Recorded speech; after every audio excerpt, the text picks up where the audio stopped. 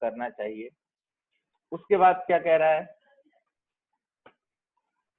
Visual business process modelling tools, है ना, business process का मॉडलिंग करने के लिए, है ना, प्रोडक्ट वगैरह चेंज करना है, फोटो वगैरह चेंज करना है, ये सारी चीजें जो है होना चाहिए। Sorry, business process modelling tool होना चाहिए। विजुअल साइट मैनेजमेंट रिपोर्टिंग, है ना, साइट मैनेजमेंट रिपोर्टिंग, आज नया प्रोडक्ट ऐड हुआ, 2 प्रोडक्ट हट गया, इस मर्चेंट को निकाल दिया, 2 मर्चेंट ऐड हो, ये सारी चीजों की रिपोर्टिंग जो है आपका सॉफ्टवेयर सर्वर आपको देना चाहिए हमेशा। ठीक है, परफॉर्मेंस एंड स्केलेबिलिटी, यानी कि आप उसको स्केल कर सकते हो, है ना, अगर 500 है तो 1000 है, तो अब मान लिया बहुत बड़ा बिजनेस, बहुत अच्छा चल गया, ई कॉमर्स बिजनेस है ना, अब 1 लाख कस्टमर आ रहे हैं और वो मान लो वो सपोर्ट ही नहीं कर रहा है ना, डाउन चल रहा है वो पैकेज जो हमारा, तो ऐसा भी नहीं होना चाहिए। परफॉर्मेंस और स्केलेबिलिटी जो है एक बहुत ही इंपॉर्टेंट क्राइटेरिया है आपके पैकेज का। ठीक है, तो इतना रोबस्ट होना चाहिए कि स्केलेबल हो, वर्टिकली स्केलेबल हो, जितना भी कस्टमर बढ़ते जा रहा है उसी हिसाब से वो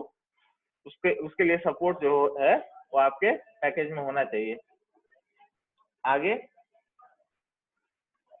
ठीक है, performance and scalability, connectivity to existing business system, है ना, जो भी अभी हम जिस तरीके से बिजनेस कर रहे हैं उससे कनेक्टिविटी होनी चाहिए, है ना। अगर हम अभी लेट्स से डाटा हमें एक्सेल वगैरह में हम अपलोड करते हैं तो उसमें भी फीचर होना चाहिए कि हम एक्सेल से अपलोड कर सकें कोई चीज, कॉन्टैक्ट वगैरह, सप्लायर वगैरह, सो ऑन एंड सो फोर्थ। तो अलग अलग जैसे बिजनेस हम कर रहे हैं उससे सिंक्रोनाइजेशन अच्छा बैठना चाहिए।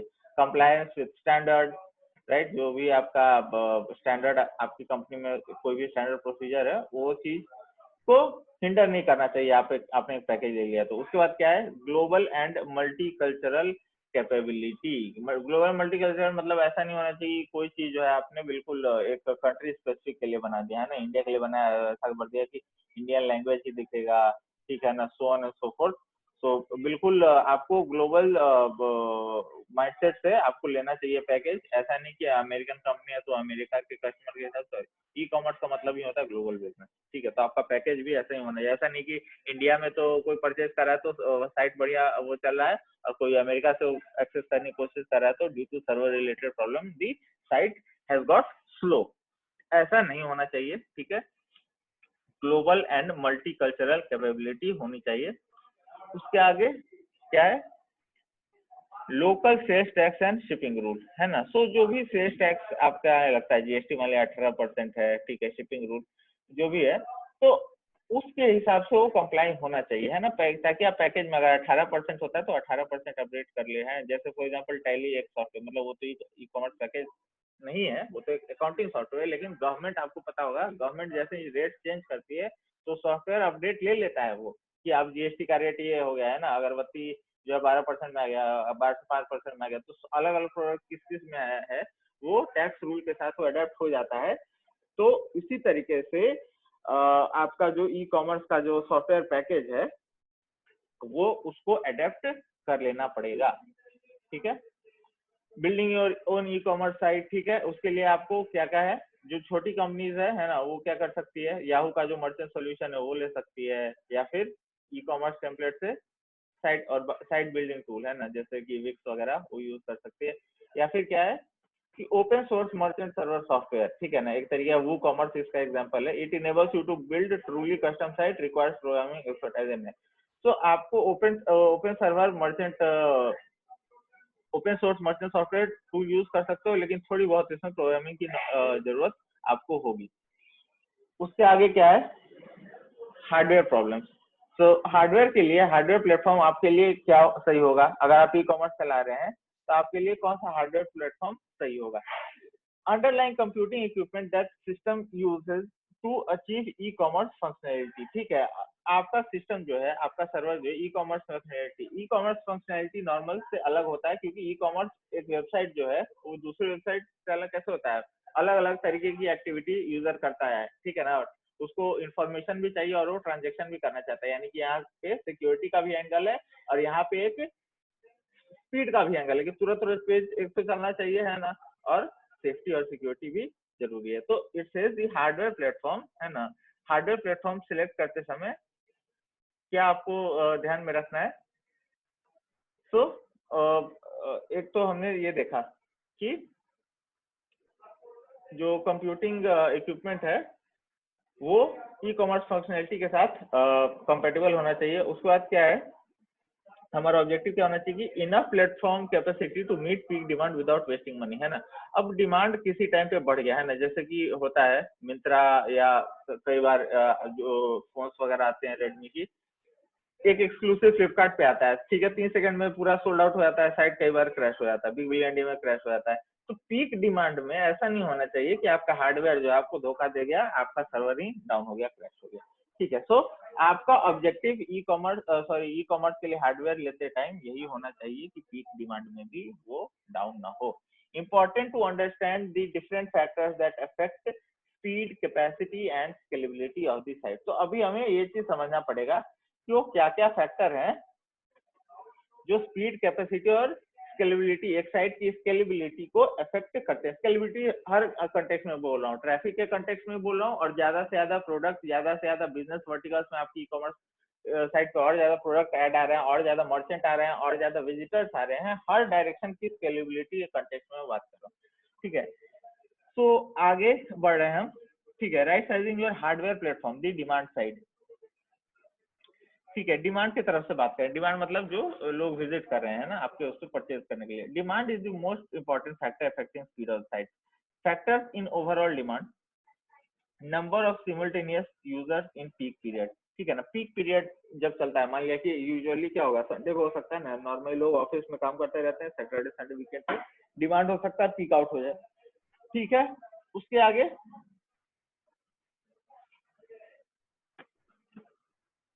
नेचर ऑफ कस्टमर रिक्वेस्ट, ठीक है, type of content, required security, number of items in the inventory, number of pages request and speed of ligation. तो ये सारे फैक्टर्स जो हैं वो डिमांड वाले साइड से जो भी आपको लोड आ रहा है आपके सर्वर पे अफेक्ट करते हैं ना, कि आपको सिक्योरिटी कितनी रखनी है, आपके इन्वेंट्री में आइटम कितने हैं, एक प्रोडक्ट को परचेज करने के लिए कितने पेजेस के थ्रू गुजरना पड़ता है एक यूजर को, ठीक है। तो ये सारी चीजें जो है वो अफेक्ट करती हैं स्पीड को, अगर मैं डिमांड की तरफ से बात करूं, डिमांड यानी कि जो यूजर है उसके तरफ से बात करूं, ठीक है।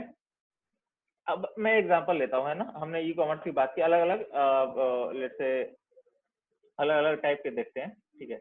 अगर आप एग्जांपल लो WSJ का, ठीक है, तो ये क्या WSJ आई थिंक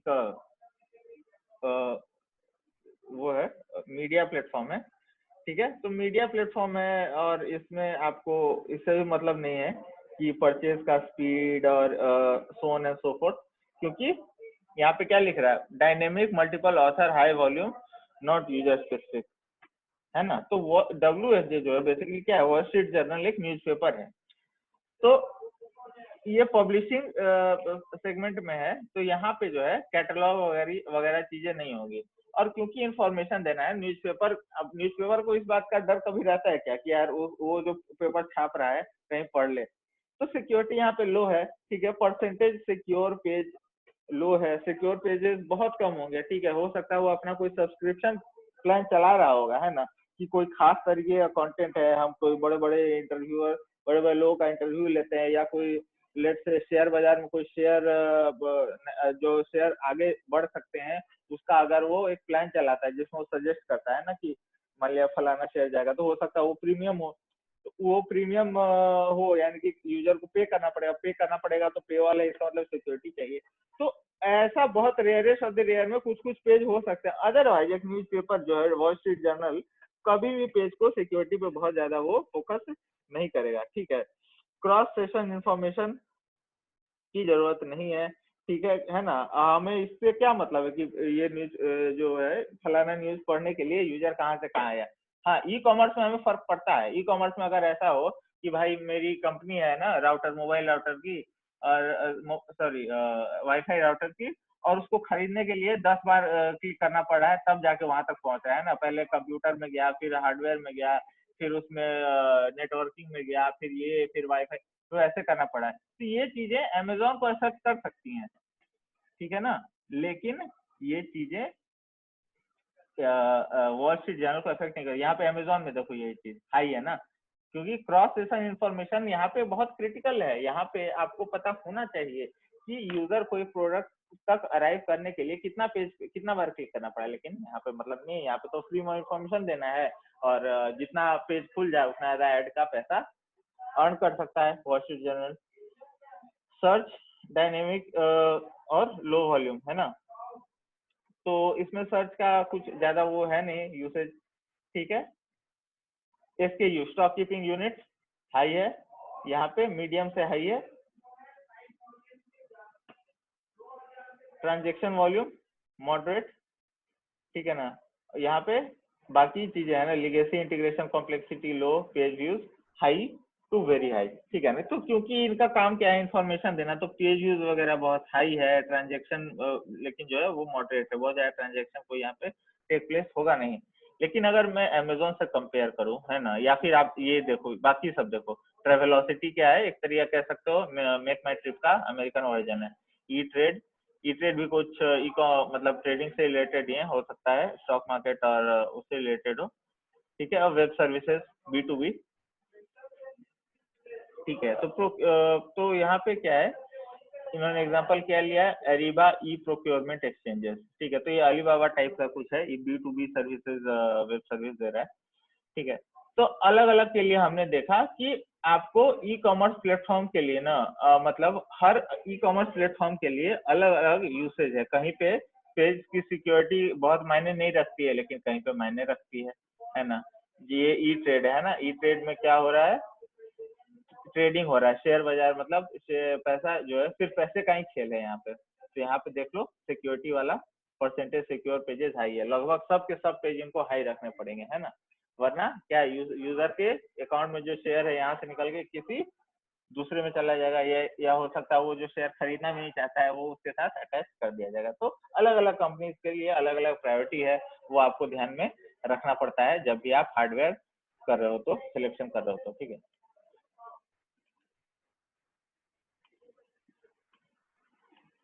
ठीक है, अब देखो यूजर जैसे जैसे आते हैं उस तरीके से डिले भी बढ़ता है ना, ट्रैफिक बहुत ज्यादा आ गया आपकी वेबसाइट पे तो क्या होने लगता है, स्लो होने लगता है ना। मैंने जो एग्जांपल क्या बोला था कि आपके ही जो लैब का कंप्यूटर है उसमें मैं 5 माउस 5 मॉनिटर 5 कीबोर्ड लगा दूं, तो जिस स्पीड से वो पहले काम करता है वो तो पहले ही स्लो काम करता है, ठीक है। और अगर मैंने कर दिया बढ़ा दिया तो वो तो बिल्कुल भी नहीं चलेगा।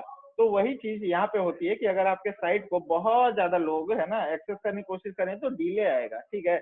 एक बंदा इस डिले को तुम अगर मिली सेकेंड या माइक्रो सेकेंड की तरफ से देखो, तो एक यूजर आ रहा है तो 1 माइक्रो सेकेंड में ना क्लिक करने के 1 माइक्रो सेकेंड में उसको यहाँ से डिस्पैच हो जाएगा। लेकिन जैसे जैसे यूजर यूजर बढ़ रहे हैं, ठीक है, यूजर देखो एक फिर 11.2, ये मतलब ऑन एन एवरेज निकालने के लिए किया गया है।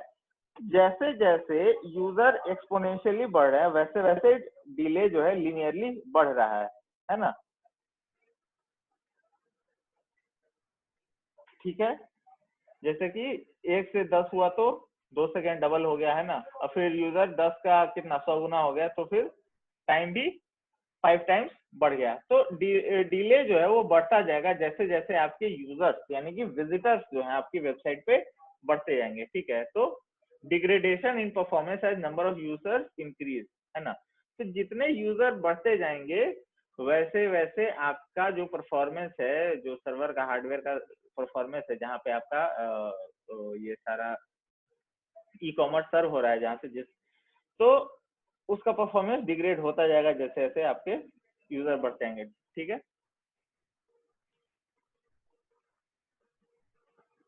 ठीक है, अब एक सर्टेन टाइम के बाद जो है उसके बाद नंबर ऑफ कनेक्शंस है ना, क्या बोला है कि degradation in performance as number of users increase, ठीक है। तो यहाँ पे बात हो रही है रिसोर्स यूटिलाइजेशन की, और यहाँ पे क्या बात हो रही है, नंबर ऑफ कनेक्शन की। तो कनेक्शंस भी जो है अगर एक एक लिमिट से ज्यादा क्रॉस हो जाए तो ट्रांजेक्शन रेट बढ़ते रहता है, ठीक है। यानी कि यहाँ 1600 हो गया, उसके बाद फिर घटना शुरू हो गया, तभी ट्रांजेक्शन रेट देखो बढ़ा ही जा रहा है, ठीक है। Relationship of bandwidth to hits, ठीक है ना। बैंडविड्थ और हिट्स का क्या मतलब, हिट मतलब वही ट्रैफिक हुआ, अगर 100 मतलब वही यूट्यूब का जैसे व्यूज आता है वैसे ही यहाँ पे हिट्स का मतलब है। यहाँ पे क्या लिखा हुआ है, हिट्स पर सेकेंड है ना, हिट्स पर सेकेंड जो है वो तो बढ़ जाए, मतलब क्या कहते हैं, अगर एवरेज रिक्वेस्ट जो है वो जैसे जैसे बढ़ती चली जाएगी तो पर सेकेंड हिट्स का जो रिक्वेस्ट है वो क्या हो जाएगा, घटता चला जाएगा, है ना, क्योंकि आपने देखा कि ज्यादा ट्रैफिक से डिले आ रहा है, तो पर सेकेंड वाला जो चीज है वो नीचे चला जाएगा क्योंकि टाइम फ्रेम बढ़ जाता है काफी ज्यादा ट्रैफिक आने से। ठीक है, तो ये अलग अलग, ठीक है ना, अलग अलग ईटीएच का है, ठीक है, फाइबर वाला है ये, तो अलग अलग टाइप के नेटवर्क के लिए इन्होंने ये ग्राफ बनाया है। ठीक है, right sizing your hardware platform the supply side. अभी हमने क्या देखा, डिमांड वाले तरफ से ना कि यूजर काफी बढ़ रहे हैं, तब क्या तब क्या। अब सप्लाई साइड, सप्लाई मतलब माल जो जो अपलोड मतलब वो करने वाला मर्चेंट और जो अब वेयर हाउस में जितने आइटम, उस पर्सपेक्टिव में बात हो रही है ना।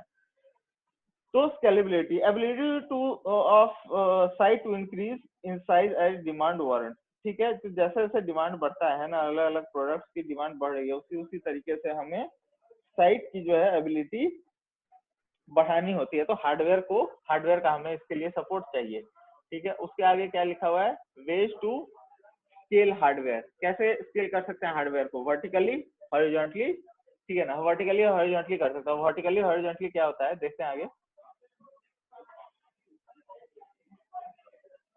वर्टिकल स्केलिंग सिस्टम, तो वर्टिकल स्केलिंग सिस्टम क्या होता है कि मैंने एक है ना, मैंने अपनी अपनी अभी अभी कंपनी शुरू की है मान लो, ठीक है, और मेरे को एक सर्वर चाहिए, तो मैंने एक सीपीयू खरीदा है ना, सस्ता मजबूत टिकाऊ, ठीक है, लेकिन प्रोसेसर ठीक ठाक रखा है, इंटेल जीवन प्रोसेसर, काफी तगड़ा प्रोसेसर है, लगभग मतलब कुछ नहीं तो एक नॉर्मल पेंटियम प्रोसेसर से तो कम से कम 5 गुना पावरफुल है। ठीक है, सो डुअल कोर है ना, 2 कोर है उसमें, और रैम 1 GB है। ठीक है, लेकिन अब मैंने कंपनी शुरू की थी, मेरे को लगा लोग लेंगे नहीं लेंगे, चलेगा नहीं चलेगा धंधा, है ना। लेकिन उसके बाद क्या हो गया, उसके बाद हुआ ये कि लोग आने लगे और मुझे क्या करना पड़ रहा है, अब कॉन्फ़िगरेशन को इम्प्रूव करना पड़ रहा है। तो अभी तक क्या मेरा कॉन्फ़िगरेशन देखो, अभी अभी क्या है, 1 GB रैम, 1.6 GB गीगाहर्ट्ज़ है ना, तो ये क्लॉक स्पीड काफी कम है। अब जैसे जैसे जनता बढ़ने लगी, ठीक है, तो मैंने क्या किया कि ज्यादा गीगाहर्ट्ज़ वाला वो ले लिया है ना प्रोसेसर, डुअल कोर, और रैम बढ़वा लिया। ठीक है, उसी तरीके से और ज्यादा आई जनता तो फिर 8 GB रैम, ठीक है, प्रोसेसर इंटेल निकाल के AMD ऑप्ट्रॉन है ना, AMD एंथेलॉन नहीं, AMD ऑप्ट्रॉन है, तो काफी ज्यादा क्या कहते हैं वर्क स्टेशन लेवल का ये प्रोसेसर है। और उसके बाद फिर और ज्यादा आ गया ट्रैफिक, तो फिर मैंने बढ़ा के और रैम 16 GB कर दिया, है ना। तो रैम इतना क्यों बढ़ाया जा रहा है आप लोग समझ रहे होंगे, नहीं तो हम आगे देखेंगे। एक्चुअली इसका कैश मेमोरी से लेना देना है, बट देखते हैं आगे।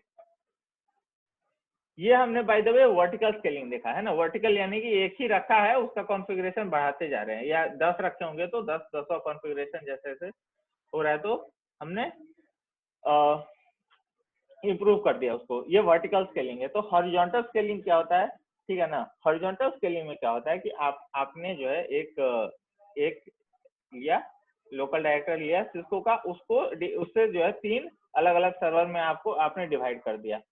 ठीक है, लोड, अब अब और जनता आनी शुरू हुई है ना, और ट्रैफिक आना शुरू किया, तो फिर आपने क्या किया, फिर एक और लगा दिया यहाँ से, और फिर उसको और डिवाइड, समझ रहे हो, लोड जो है हॉरिजॉन्टली शेयर होते जा रहा है। ठीक है, मैं इसका कॉन्फ़िगरेशन चेंज नहीं कर रहा हूँ, मैं और जो है लोड इसका लोड जो इस पे आ रहा है वो मैं शेयर करवाते जा रहा हूँ और दूसरे सर्वर पे। ठीक है, अब क्या लिखा हुआ है इस टेबल में, improving the processing architecture of your site. Improve करने के लिए आर्किटेक्चर इंप्रूवमेंट आपको क्या क्या करने की जरूरत है, ठीक है, separate static content from dynamic content. ठीक है, जो कंटेंट स्टैटिक है यानी कि रिटर्न जैसे टेक्स्ट वगैरह हुआ है ना, इमेज वगैरह हुआ, जो बदल नहीं रहा है ना, टाइम टू टाइम चेंज नहीं हो रहा, वो स्टैटिक कंटेंट है। उसको आपको डायनेमिक कंटेंट से अलग करके है ना, आपके जो है रिकॉर्ड में होना चाहिए क्लियरली कि स्टैटिक कंटेंट किधर है और डायनेमिक कंटेंट क्या है। क्या डिस्क्रिप्शन लिखा हुआ है, use specialize server for each type of workload, है ना। हर तरीके का स्टैटिक के लिए अलग टाइप का सर्वर और डायनेमिक हो सकता है, डायनेमिक के लिए आप ज्यादा पावरफुल कॉन्फ़िगरेशन वाला सिस्टम यूज करो, है ना, maybe as per whatever is your let's say traffic and capacity, है ना, परचेजिंग पावर जो भी है उसके हिसाब से। लेकिन आपको क्या रखना चाहिए, अगर आप एकदम ऑप्टिमाइजेशन वाले स्टेज पे पहुंचना चाह रहे हो तो आपको जो है जो स्टैटिक पेजेस है और डायनेमिक पेजेस है उनको अलग अलग सर्वर पे होस्ट करना चाहिए। आगे क्या बोल रहा है, कैश स्टैटिक कंटेंट। ठीक है, स्टैटिक कंटेंट को कैश करना, क्यों कैश करने बोल रहा है, अगर आप देखो इंटरनेट की स्पीड तो लिमिटेड है, बिल्कुल है कि नहीं है, और उसके बाद अगर आप वो इंफॉर्मेशन जो आप यूजर के कंप्यूटर के कैश मेमोरी से लोड करवा सकते हो, है ना, ब्राउजर में जैसे होता है ना कुकी वगैरह, वैसे ही आपके कंप्यूटर में अगर आप जाओ तो टेम्प फोल्डर होता है उसमें कैश है, तो उसमें अगर आप वेबसाइट से रिलेटेड जो भी चीजें हैं जो उसको हर बार देखनी है, फॉर एग्जांपल अमेजोन क्या चाह सकता है कि अमेजोन का लोगो टेक्स्ट ये सब तो बदलता है नहीं, तो वो उसके कैश मेमोरी में छोड़ दे। इससे क्या होता है, increase RAM 2 GB range and store static content in RAM. So ये चीजें क्योंकि रैम में स्टोर्ड है तो तुरंत तुरंत लोड हो जाएगी, समझ रहे हो। इंटरनेट का जो पूरा क्या कहते हैं पावर है, जो बैंडविड्थ है, वो पूरा का पूरा फिर डायनेमिक कंटेंट के लिए जो है, क्योंकि स्टैटिक कंटेंट तो रैम से ही लोड हो जा रहा है ना, उसके लिए इंटरनेट की जरूरत ही नहीं है, वो पहले ही है। ठीक है, सो स्टैटिक कंटेंट को जो है आप रैम में रखो एंड उसको कैश करके रखो। ठीक है, कैश डेटाबेस लुकअप टेबल, तो जो डेटाबेस का टेबल है उसको भी आप कैश करके रख सकते हो, है ना। उसके बाद कंसोलिडेट बिजनेस लॉजिक और डेडिकेटेड सर्वर। ठीक है, तो जितने भी हैं बिजनेस लॉजिक के उनको कंसोलिडेट यानी कि ऐड कर दो, है ना। Put shopping cart, credit card processing and other CPU intensive activity on dedicated server. तो कुछ सर्वर आप डेडिकेटेड रखो, उसी में क्रेडिट कार्ड और ये सब इंफॉर्मेशन आप कंसोलिडेट करके रखो एक में। कहने का मतलब है कि अलग अलग टाइप की चीजें हैं ना, स्टैटिक कंटेंट अलग, डायनेमिक अलग, ट्रांजेक्शन से रिलेटेड अलग, तो अलग अलग चीज का अलग अलग सर्वर है ना। तो ये ऐसा नहीं होना चाहिए कि तो ताकि आपका पता चल जाए, है ना। इससे ये भी एक चीज हो रहा है, स्पीड तो इम्प्रूव हो ही रही है, और ये भी आपको पता चला है कि ट्रांजेक्शन अगर नहीं हो पा रहा है तो हाँ ये वाले सर्वर की वजह से, ये सारे सर्वर की वजह से, या फिर अगर कोई पेज नहीं चल रहा है, कोई इंफॉर्मेशन स्टैटिक इंफॉर्मेशन नहीं लोड हो रही है, तो हो सकता है वो इस वाले सर्वर की वजह से ऐसा हो रहा है। ठीक है, तो अलग अलग करने से ये फायदा है। ऑप्टिमाइज एएसपी कोड, ठीक है ना। सो एक्टिव सर्वर पेजेज अगर आप एएसपी यूज कर रहे हो, ठीक है, वो कोड आपको एग्जामिन करना चाहिए एंड ऑप्टिमाइज डेटाबेस स्कीमा, है ना। अभी डेटाबेस स्कीमा ऑप्टिमाइज करने का मतलब है कि ये नहीं कि अगर आप मान लो कि आपके डेटाबेस का आपने डिजाइन कैसे किया है ना, तो आपको क्या करना चाहिए, आइडियली कस्टमर का एक आईडी रखना चाहिए आपके डेटाबेस में, वही आपका प्राइमरी की होना चाहिए। ये नहीं कि एक टेबल में ये प्राइमरी की रखा, उससे लिंक किया दूसरे टेबल को, दूसरे टेबल में कोई दूसरा प्राइमरी की, इस तरीके से बहुत है ना हैजार्डस आपको नहीं रखना है, एज सिंपल एज पॉसिबल रखना है आपको, है ना। क्यों, so examine your database search times and take steps to reduce access times, है ना, कि मतलब एक्सेस करने का जो टाइम है वो ज्यादा नहीं होना चाहिए। लेकिन अगर आप 2 टेबल का काम 10 टेबल में कर दोगे तो एक्सेस टाइम तो बढ़ेगा ना, इसका प्राइमरी की से दूसरा टेबल, दूसरे के प्राइमरी की से तीसरा टेबल, तीसरे के प्राइमरी, ये चीज जो है चलती रहेगी, इसको आपको है क्या है रिड्यूस करते जाना है। ठीक है, और बाकी के ई कॉमर्स टूल्स, ठीक है, वेबसाइट डिजाइन, है ना, वेबसाइट डिजाइन के लिए enabling customers to find and buy what they need। ठीक है, सो वेबसाइट डिजाइन से ही, क्योंकि ये फ्रंट एंड से रिलेटेड चीज है, तो कस्टमर, मैंने क्या बोला आपको कि फ्रंट एंड को ही एक्सेस करता है। ठीक है, और उसके बाद क्या है, टूल्स फॉर वेबसाइट ऑप्टिमाइजेशन। ठीक है, वेबसाइट का ऑप्टिमाइजेशन मैंने आपको काफी डिटेल में एसईओ समझा दिया है। ठीक है, तो क्या बोला, search engine placement, keyword, page title, identify market niche, expertise, link, search engine ad, so on and so forth. तो एसईओ हम समझते हैं, तो इसको बहुत ज्यादा डिटेल में जरूरत नहीं है। क्या बोला, e commerce website features that annoy customers. अगर मैं कस्टमर से अगर मैं सर्वे लेने जाऊं, है ना, और मैं पूछूं कि सर एक बात बताइए, ई कॉमर्स साइट आप यूज करते हो, आपको क्या फीचर है जो बहुत इरिटेटिंग लगता है, अनॉय करता है, तो सबसे पहले वो क्या बोलेंगे, पॉपअप ऐड। ठीक है, या पर्सनल एक्सपीरियंस से भी इसको रिकॉल कर सकते हो, है ना। उसके बाद क्या, requiring installation of extra software to view site, है ना। तो पुराने जमाने में क्या होता था कि हमने क्या बोला कि अभी तक फ्लैश चलता था, है ना। तो कुछ मान लिया कि आप प्रोडक्ट का डेमो देखना चाह रहे हो, है ना, मान लिया कि कल को आपको एक वैक्यूम क्लीनर खरीदना है और आप है ना उसका इमेज देख रहे हो, नेक्स्ट किया फिर इमेज आया, फिर नेक्स्ट किया फिर इमेज आया, फिर नेक्स्ट किया, अब इसको आगे बोला वीडियो है, और वीडियो जो है वो फ्लैश प्लेयर में चलेगा, जो कि आपके ब्राउजर में तो है ही नहीं, तो खाली बजाओ, अब तो कुछ करने के लिए बचा नहीं। तो ये जो है यूजर को बहुत एनॉय करता है। वो जो है एक एक्सपीरियंस लेना चाहता था अपने प्रोडक्ट का, वो प्रोडक्ट का एक्सपीरियंस ले ही नहीं पा रहा है। क्यों? क्योंकि आपका ई कॉमर्स साइट क्या बोल रहा है कि एक एक्स्ट्रा सॉफ्टवेयर आपको इंस्टॉल करना पड़ेगा। तो इस तरीके की चीजें है ना बहुत सारी। डेड लिंक एनॉय करती है, यूजर बोलते हैं कि कंफ्यूजिंग नेविगेशन जो है बहुत कंफ्यूजिंग हो जाता है ना, उनको पता नहीं चलता है कि मान लिया कि राउटर खरीदना है तो computer and hardware, computer and accessories में आएगा या इलेक्ट्रॉनिक हार्डवेयर में आएगा, ठीक है। तो इस तरीके की चीजें अनक्लस्टर्ड उनको पसंद है। उस तरीके से क्या है आगे बोला है, requirement to register and log on before viewing site, ठीक है। अगर मुझे अमेजोन खोल के कोई प्रोडक्ट देखना है तो जरूरी तो नहीं है ना यार कि मैं अकाउंट उसमें बनाऊं, लेकिन कई साइट ऐसा करते हैं, तो ये रिक्वायरमेंट नहीं होनी चाहिए यूजर के हिसाब से। उसका आगे क्या बोला है, स्लो लोडिंग पेजेस। तो पेजेस जो है स्लो अगर लोड होता है तो वो इरिटेट करता है ना, तो इसलिए कैशिंग वगैरह काफी इंपॉर्टेंट हो जाता है। कैशिंग से आपको जो है स्टैटिक कंटेंट एक बार में दिख जाएगा, डायनेमिक वाला जो है ऑब्वियसली ब्रॉडबैंड का यूज होगा उसमें, उसको लोड करने में, वो चेंज हो रहा है बाय द वे। आगे क्या है, content that is out of date है ना, ये प्रोडक्ट बंद हो गया है फिर भी वो अमेजोन पे दिख रहा है, नीचे लिख रहा है this product is out of date एंड वो अभी भी है, तो क्यों है, उसको हटा देना चाहिए ना उससे। आगे क्या है, इनइफेक्टिव साइट सर्च टूल है ना, तो नाम के लिए दे दिया और सर्च कर किए जा रहा हूँ मैं बार बार है ना, कि मुझे भाई मान लिया फर्नीचर लेना है ना, तो मैं कॉफी टेबल सर्च किए जा रहा हूँ और वो आ ही नहीं रहा है ना, ऑफिस टेबल आ रहा है। तो सर्च टूल भी अच्छा होना चाहिए। Inability to use browser back button, no contact information available, overdose site, ठीक है।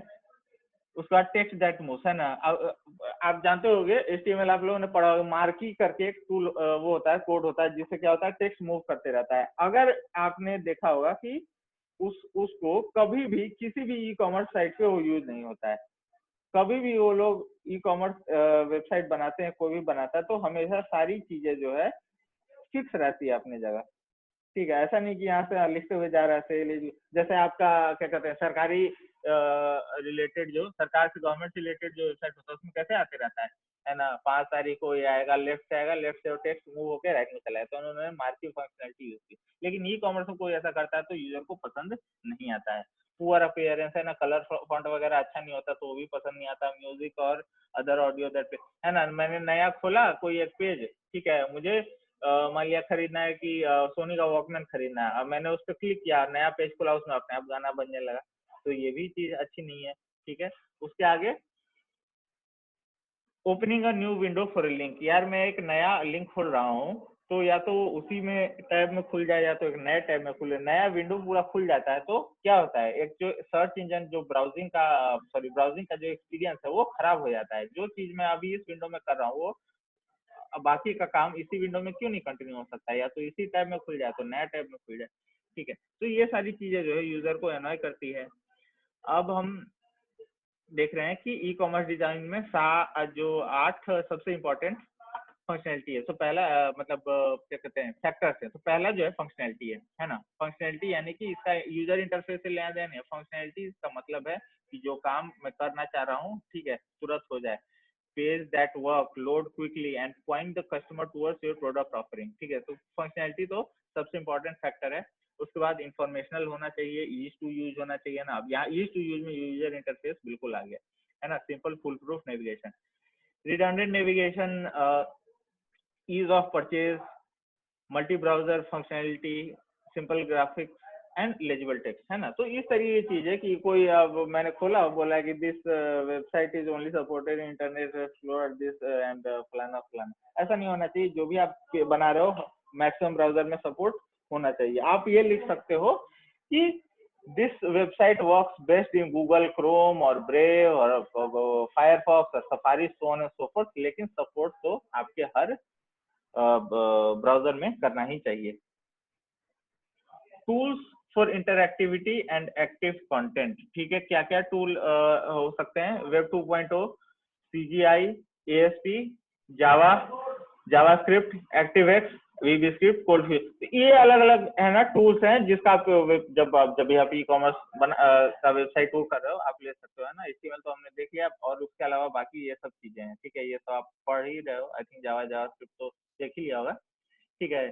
एक एजेक्स, आप लोग जानते होगे एजेक्स वगैरह, जैसे वो उसमें लॉगिन आप करते हो फेसबुक वगैरह में, तो वहां पे फेसबुक जो है आपका ईमेल आईडी और पासवर्ड जो है क्लिक करके आगे प्रोसेस करने में, ठीक है, एजेक्स का यूसेज करता है, ठीक है।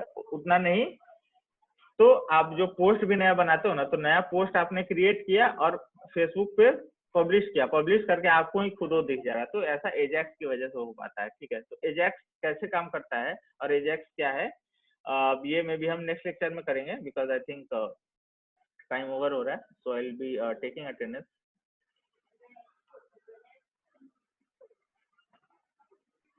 सो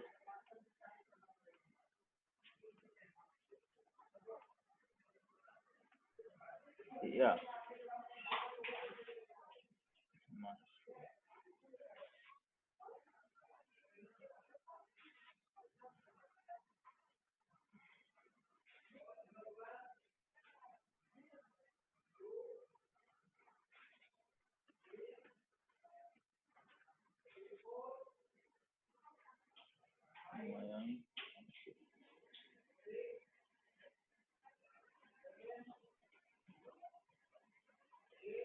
शुभम शंकर, आकाश वर्मा, ठीक है, अटेंडेंस हो गया है। एंड एजेक्स और एजेक्स कैसे काम करता है हम नेक्स्ट क्लास में देखेंगे।